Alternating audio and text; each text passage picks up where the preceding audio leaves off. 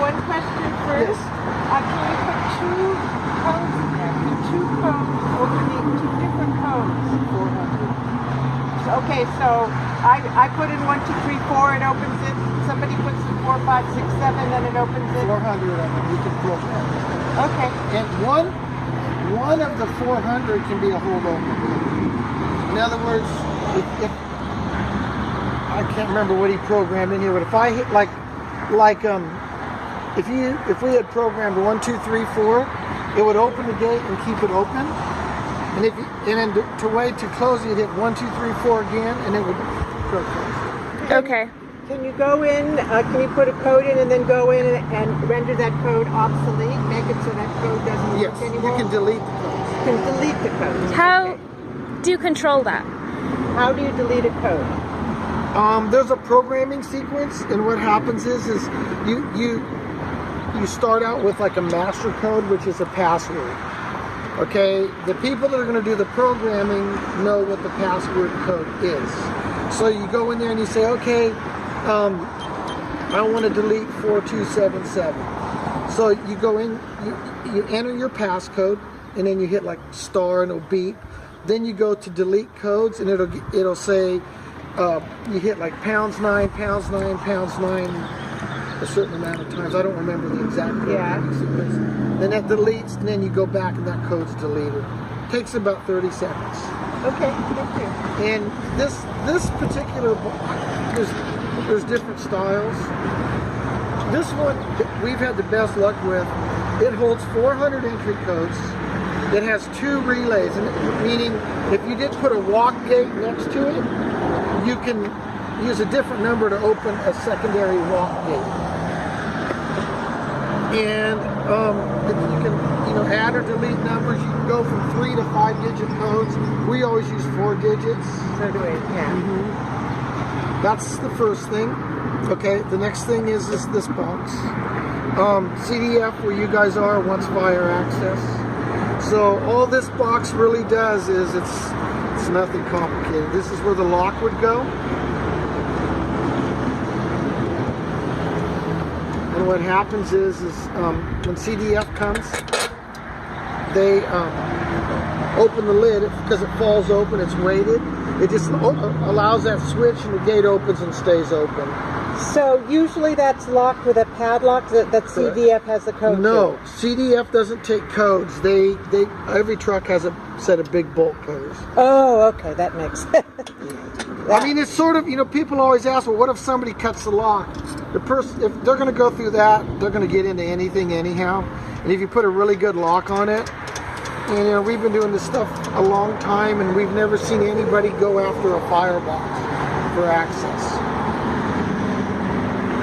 What's the security like? Like if you have 400 codes, how long would it take somebody to figure one out, or does it just shut it off at some point, or it's never happened? Well, if somebody does figure a code out, like what happens a lot of times is you still got a lot of Old codes.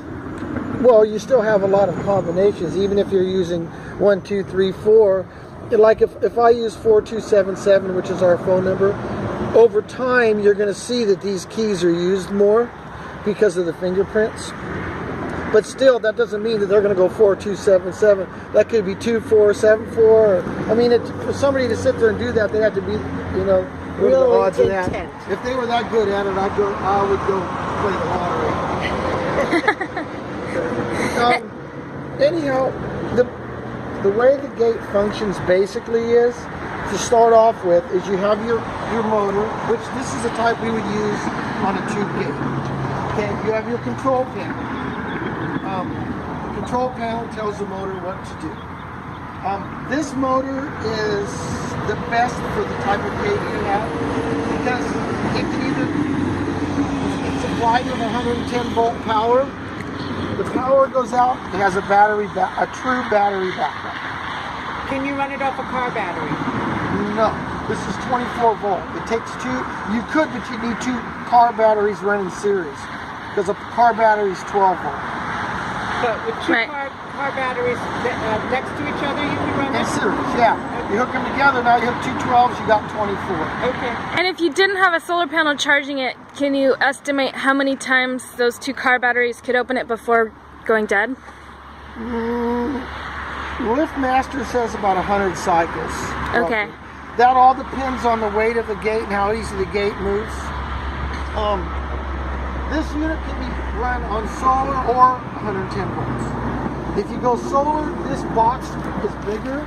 It takes 2 larger batteries, and we always use 170 watts of power, which is more than you need, but up there, if I remember right, there's not much sun. So that was one issue we had before.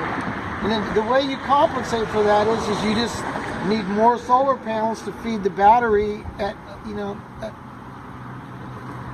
this motor is what we call a smart board.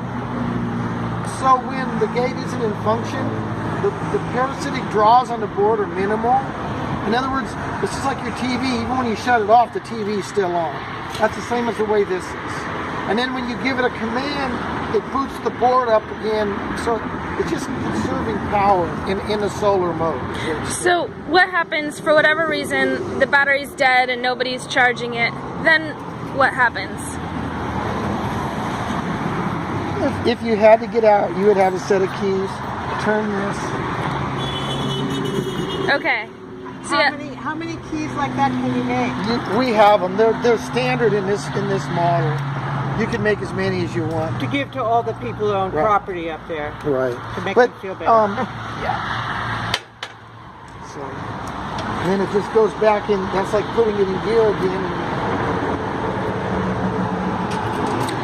So if it breaks, you guys could come out and fix it. That's what we do. We've been here a long time, so that's part of them. That's part of when you buy it from us. That's the service you get.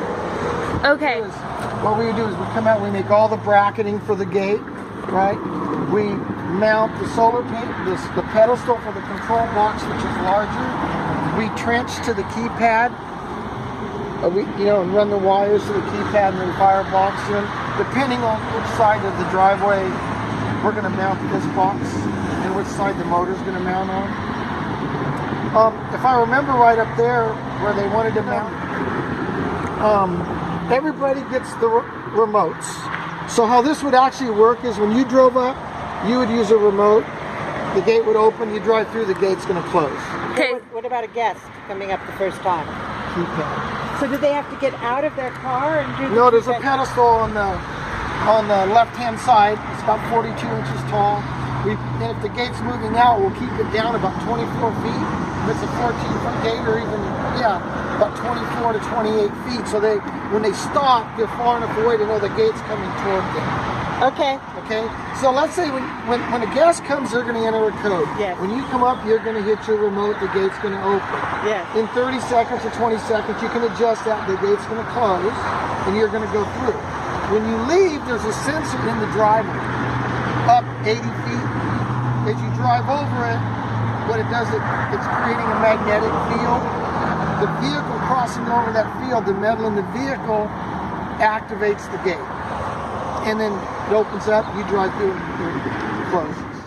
So do you have other gates like this in places like we're talking about, down dirt roads, far off the road? A lot of them. Okay.